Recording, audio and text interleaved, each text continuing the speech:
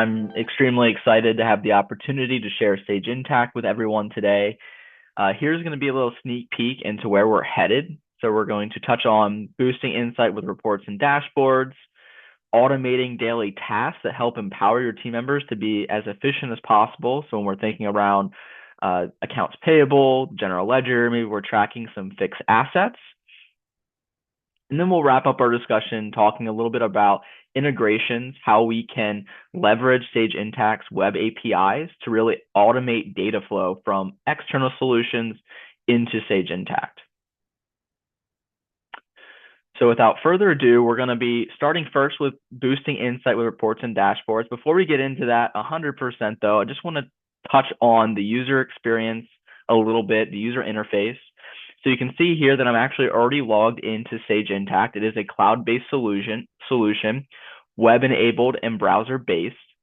With that being said, I'm going to be operating strictly out of Google Chrome today, but it will work on any of your preferred browsers.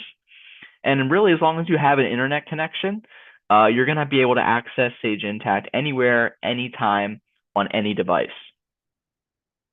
In addition to that, I like to call out that we do have 4 updates every year. Sage is going to communicate when those updates are coming, what features, functions, improvements, enhancements are coming to the product, and no customer of Sage Intacct is on an older version. So everyone gets updated at the same time. And when you just log in on Monday morning, you're going to be operating on the latest and greatest. So pretty great stuff there. And then really, if we come up here and we click where it says applications, this is going to be our main menu, so to speak. And you'll see that Sage Intacct is a traditionally styled financial accounting solution. We have things like the general ledger, accounts receivable, and accounts payable. And when I click on each one of those modules, there's a little pop-out menu to the right, and that contains everything that I can do within that module. Now, Sage Intacct, from a security perspective, we're able to set granular permissions at the user level. So in this case here, I'm operating as Emma Penny, who is our fictitious controller in this environment. Think of her as a power user in the system. She's going to have access to anything and everything in the product.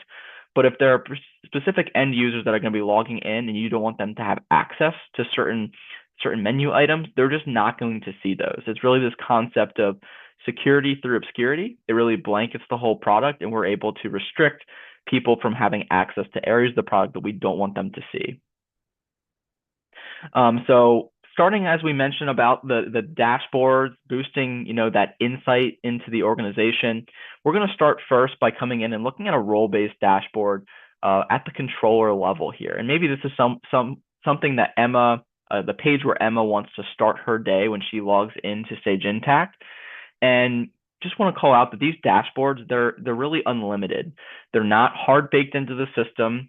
They're fully customizable using the world-class report writer that is native to Sage Intacct. Nothing you're seeing here was done externally and brought in at a later time. Everything is done in product. And we'll see we have some nice key performance cards here. We have some access to some financial information. We can see some cash balance trends, maybe a P&L actual versus budget, expenses by department, some financial ratios. So really good insight into the business. And then as we scroll down even further, you'll see it's also a place of action. So if we have approvals turn on the system and we're approving journal entries or expenses or payments, all of that can be handled from a dashboard as well. In addition to that, this is also a place, these dashboards are also a place of analysis. So everything you're seeing on screen here is drillable. So I come up here and I click on our total G&A expenses. I can peel back that onion, so to speak, to see what are the underlying GL accounts that make up that total. And as I continue to drill, I'll be able to get all the way back down to the source transaction with just a few clicks. So I'm able to see here's a bill from American Express, the related vendor, how it was coded, what location or entity, the department, the related account, and then any supporting documentation can also be included at this transaction level, at vendor or customer master records. So quickly, Sage Intacct turns not just into your financial accounting solution, but also that electronic filing cabinet where we can really lean into this concept of going paperless. Now, we're looking at a dashboard here that is based on a role within the organization. We have Emma, who is our controller. We can also have dashboards set up that are, outcome-based or, general dashboards based off of specific functions of the organization. So to come in here, if we wanted to have a dashboard around an assisted or senior living metric, so we can have that occupancy rate. So it's not just financial information, but non-financial information that we can track, that statistical type data. We can see, P&Ls with those unique metrics across different locations or entities. If we wanted to leverage, different departments here, it's very easy to swap that out. And a number of other graphs and charts here at the bottom. To extend this a little further, if maybe we wanted to see something around, we have some skilled nursing going on. We want to see, revenue per caregiver, our number of caregivers, resident days. Again, all this is very doable, easy to leverage this, fully customizable to your organization, the metrics that you really want to track. And to really tie this into a bow, here's, maybe some other statistical data. We want to see, units available or beds occupied, patient count. All of this is going to be available, and you have the ability to fully customize this to your organization. So a lot of we talked about the ability to really slice and dice information. You can see we have departments and locations up here. Sage Intacct, for its part, is a dimensional solution. So when we're thinking about older accounting systems, more legacy products, a lot more often than not, they had multi-segmented account strings. And that's just not really conducive to the way we do things today. Really, when we're thinking of what do our chart of accounts look like in the system, is really just that natural account number. And that can be, however many digits you want. If you want to repurpose the natural account number that you're using in your current accounting system, we can absolutely do that. It's also a great time to do some cleanup if we have accounts that are, maybe not as active anymore, or we only have a 4-digit account code and we want to increase that to 5 digits. It's a really good time when you're making this transition to do some of that cleanup. But not just now when we want to see, a P&L or a balance sheet by something, that's when we're going to be leveraging a dimension. So oftentimes we have things like departments, projects, customers, vendors. All of these are going to be dimensions in the system that allow us to tag our data. And then by tagging that, it's really a wall-to-wall concept that allows us to pivot around that data on a dashboard, in a report, and have infinite visibility into the business. So when we're thinking about departments, for example, we can have hierarchical dimensions, so that parent-child relationships where we have maybe operations and a number of departments that roll up to that can help aid in the report writing process. But if we wanted to have more of a flat style list of departments, we also have the ability to create different dimension groups. So we can go in and cherry pick which departments do we want to group together so we can easily put that on a report or use that as a filter later on. And there are 7 standard dimensions that come out of the box with Sage Intacct. It's going to be your customer, your vendor, employee, entity, location, department, class, and item. And then you can see here we can even repurpose or change the terminology of these dimensions. This here was the class dimension. We've renamed it to be our restrictions in this case. So we can really change the terminology to match whatever makes the most sense to your organization. And then last but not least here, before we get into the actual reports themselves, just wanted to call out, if you are an organization that has multiple entities, we have the ability to operate from this top level here. So in this particular environment, we have 5 different legal entities. If you're a single entity, that's fine. You just have one entity in here, and you could operate from that top level as well. But really, the advantage of this is saying, why can't I, if I have the right security permissions, can I just enter journal entries, code AP bills to multiple entities from this top level if I have access across. So I don't have to drop into those specific companies to do work there. And then you're gaining, shared master list of chart of accounts, vendors, customers, and if you have any inter-entity transactions, we're going to automate those due tos and due froms for you. So moving into the actual reports themselves, we'll come back into the menu here, click where it says all, and I'll click on the report center, and out of the box, Intacct's going to come over with 200 plus built-in reports. Number of different ways in which we can stand these up. One way we can do that is through a quick start library. So we can come in here, and this is going to give us some templates that we can install, and then we can then further customize what's going to be on the rows or the columns of that report. One thing that's great about Intacct is you don't have to send your employees to report writing school to be able to build a report in Sage Intacct. It's very intuitive. But this could help maybe get you, 50, 60, 70% of the way there. And then instead of like recreating the wheel and having to start from scratch. Similar to what we can come in here and star items, similar to different menu items within Sage Intacct here, that create little jump lists or shortcuts. We can do that within our report center so that we can have a list of our favorited reports. And then if I wanted to come in and I wanted to say I was a company or an organization that had multiple entities, very easy to get those consolidated reports. We like to say it's zero-click consolidation since all of those entities are sitting shoulder to shoulder next to one another. It's just a matter of putting those dimensions on the columns of a report. And with a single click, you're able to get that consolidated P&L, those consolidated financials. If maybe we aren't, a multi-entity organization, but we want to be able to see a P&L by various departments, it's the same concept. We're just putting in a different dimension at that time, and we're able to see, okay, same P&L format. We have different account groups here where we're seeing this in summary.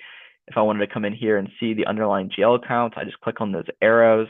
I can drill through this data just like I did on a dashboard, but now I'm seeing my departments in the columns instead of my entities or my locations.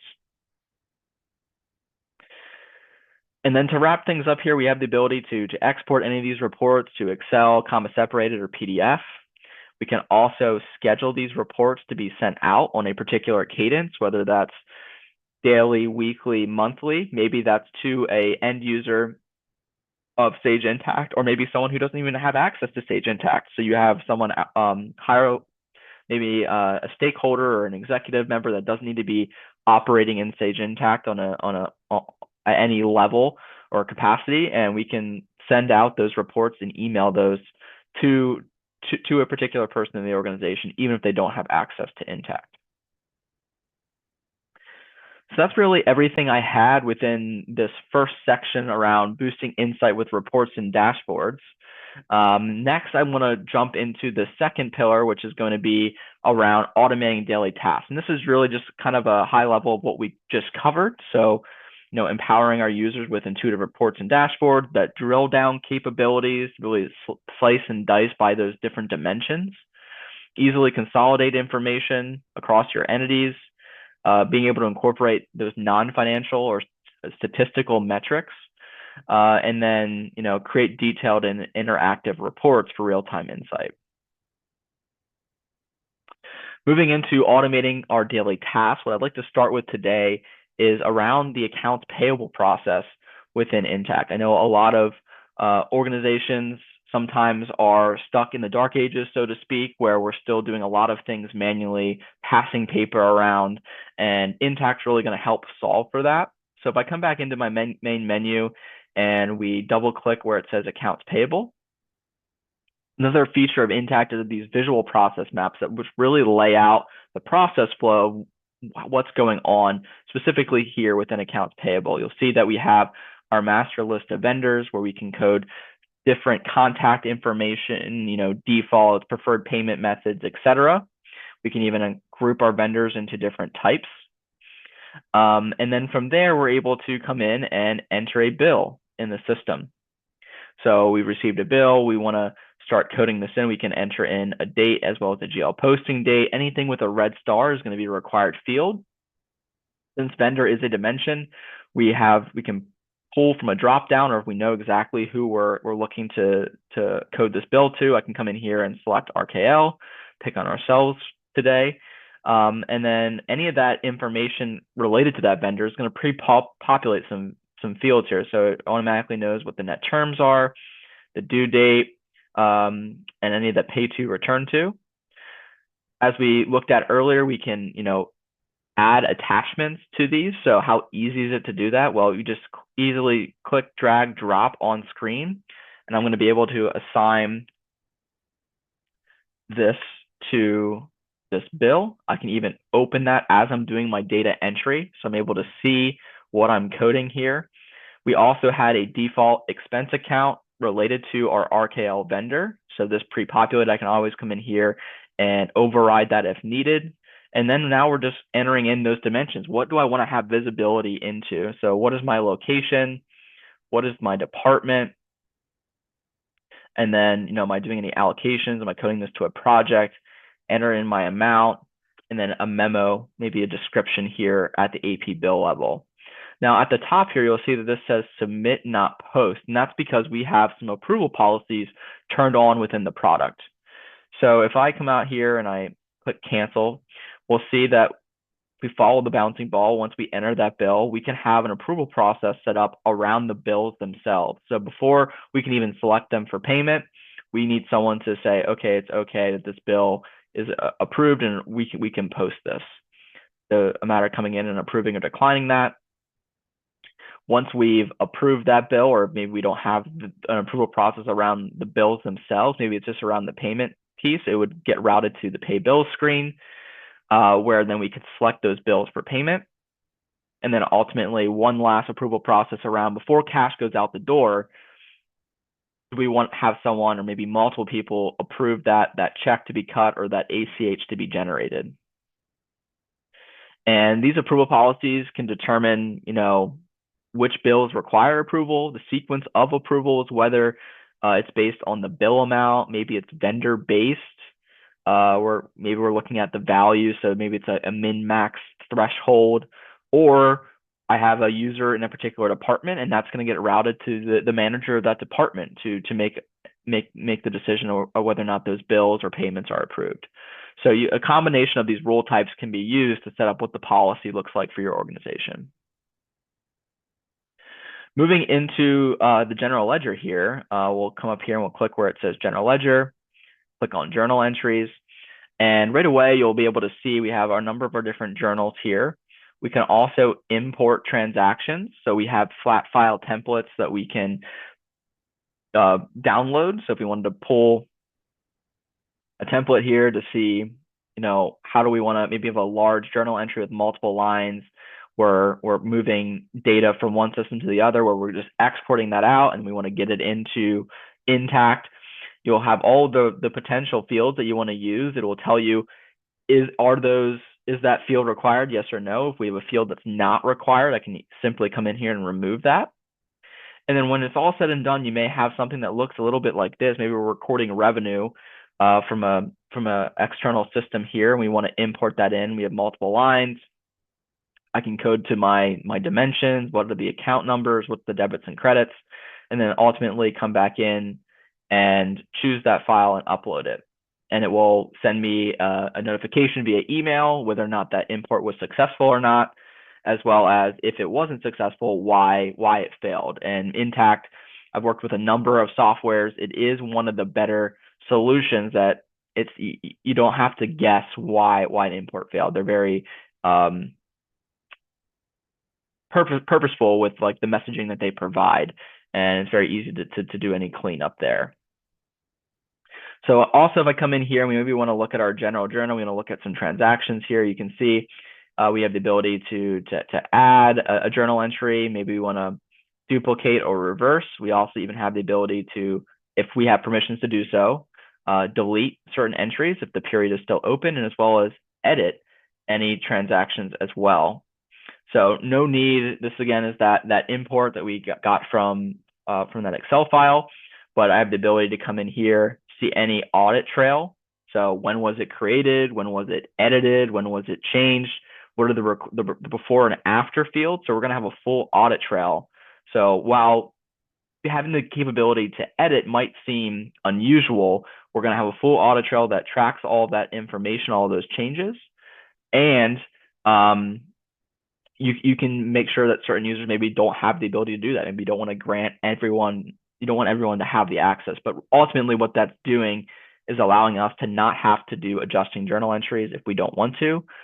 And you can have just a much cleaner set of books. Now, if I come in here and I wanted to add a new GL journal entry here, again, anything with the red stars or required field, we can customize what these data, these line item entries look like, the order of them. Very easy to customize that. It's really just a matter of coming in here and editing the entry layout. So maybe I want my account to be first. We like to say clicks, not scripts in Sage Intacct. Not having to do any code. It's very intuitive to come in here and drag and drop, move these fields around. Maybe there's a specific field or dimension that's not up here that we wanted to include. Super easy to drag and drop and customize that. But you'll also see when we go to post this journal entry, this also says submit, not post. That's because we have approvals turned on around the general ledger as well. So we also have the capability to say, okay, before a journal entry posts, we need someone to approve that, and we can set up a separate policy for that as well.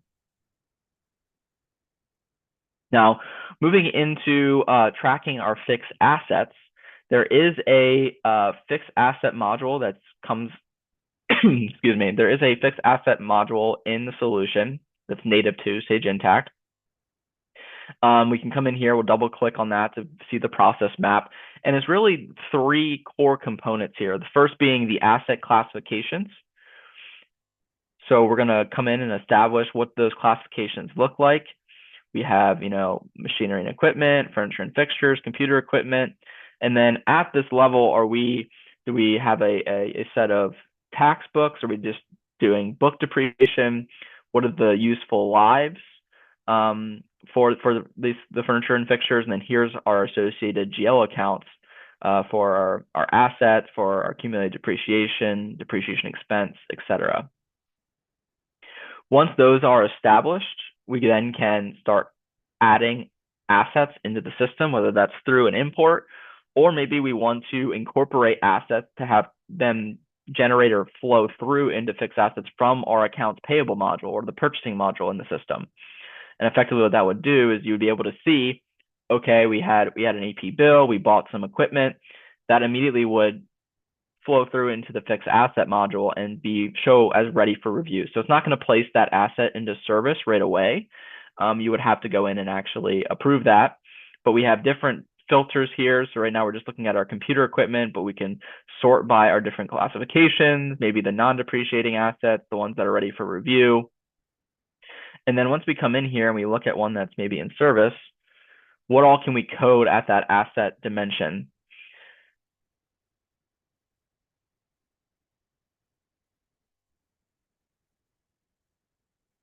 So we have an asset ID. Is it active or inactive? Are we depreciating this? Serial number, when we acquire the asset, what was the cost? You can see this came from a particular bill, so I can even pull that up on screen to see, okay, this came from accounts payable. We bought some, computer equipment. And then scroll down even further, we can then start coding this to our different dimensions as well. So maybe a specific location or department, maybe a specific employee. This is the laptop that we've assigned to them. And then we can either transfer these assets at any time or dispose of them and see any of the related depreciation schedules. And then last but not least, we would then come all the way out. And once we are ready to, post our depreciation, if this is something we're doing on a monthly basis, we can see which ones haven't been posted yet, which ones are due to be posted. And it's a matter of selecting the assets, whether we select all of them or individuals. And I'm coming up here and I'm posting that depreciation. This is something that also can be automated. So if we're, configuring our fixed asset solution and we want this to be enable automatic posting, that is an option. And then you can see here, we have the ability to create assets from our bills or from related purchasing transactions.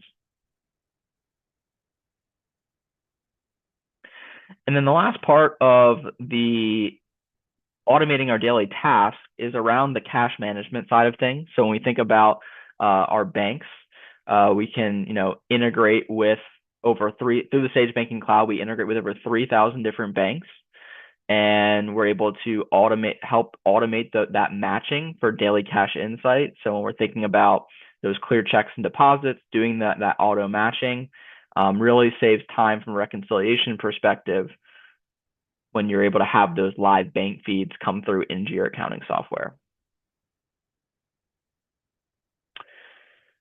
As far as month end is concerned, how easy is it to open or close the books? Again, this is going to be heavily permission driven off of the security that you have in the system for your particular user.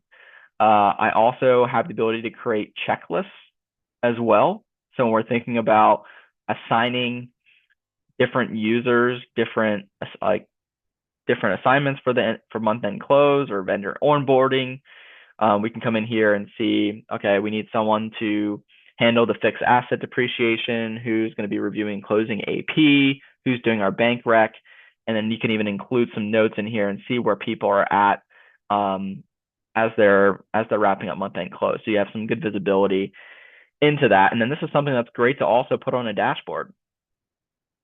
So if I wanted to come in and have all of these assignments listed in one place, shortcuts to other areas of the product, maybe we have some reports that we're looking to run here, all that can be included on one of these dashboards to aid in that process.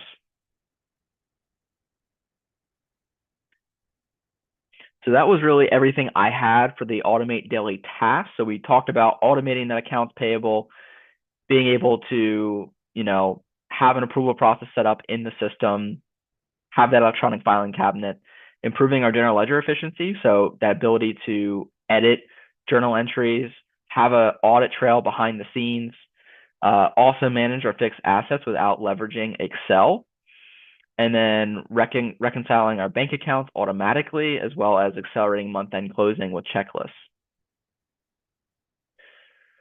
The last topic here that I wanted to discuss is around the integration.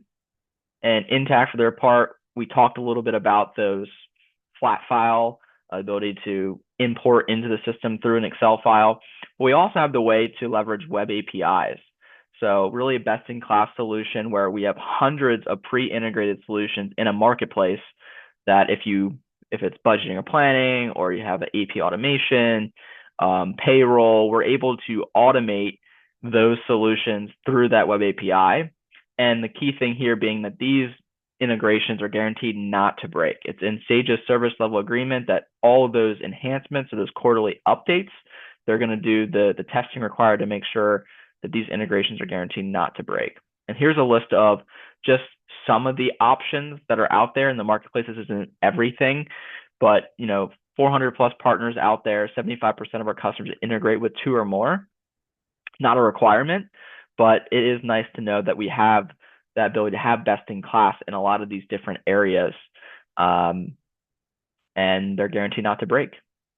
You can also go to marketplace.intacct.com to do a deep dive if you're not seeing a particular solution or vendor on screen here. You can go to marketplace.intacct.com and search for whatever your desired solution is that you may be using.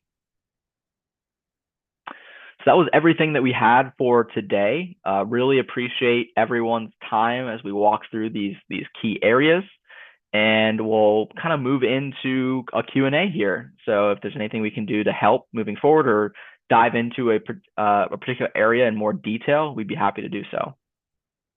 Thank you so much. Have a great day.